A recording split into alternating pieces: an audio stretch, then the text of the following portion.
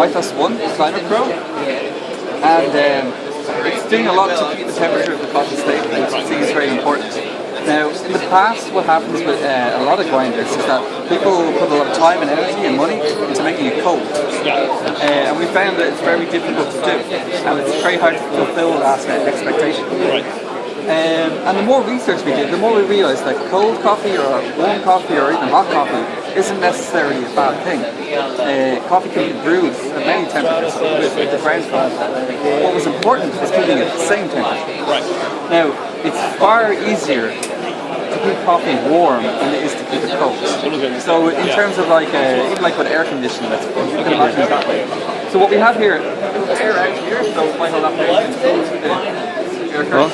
And there's air in the back and the air out here, and it's a chimney effect. It's a technology from bean to cup machines. And it's very, very light. That keeps it cold. There's also a heat sink at the back of this burster. Now, this, if you touch it, feel it, is 35 degrees Celsius. So you have to turn your grinder on in the morning and let it heat up. Now, as a consequence, what I get out of here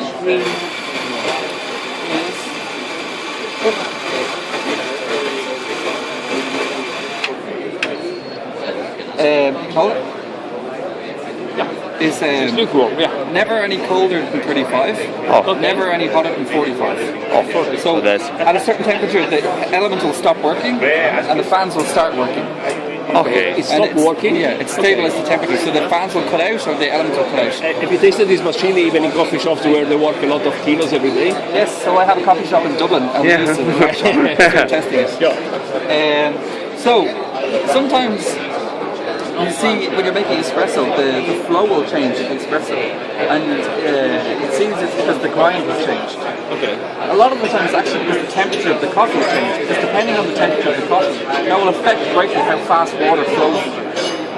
Sometimes the grind hasn't changed, it's just the temperature of the coffee. So once we stabilise this, we see that the flow remains very, very consistent. So we zero this every morning, and then this will only change very, very slightly in the whole day, and this by maybe a couple of milliseconds. Very, very constant.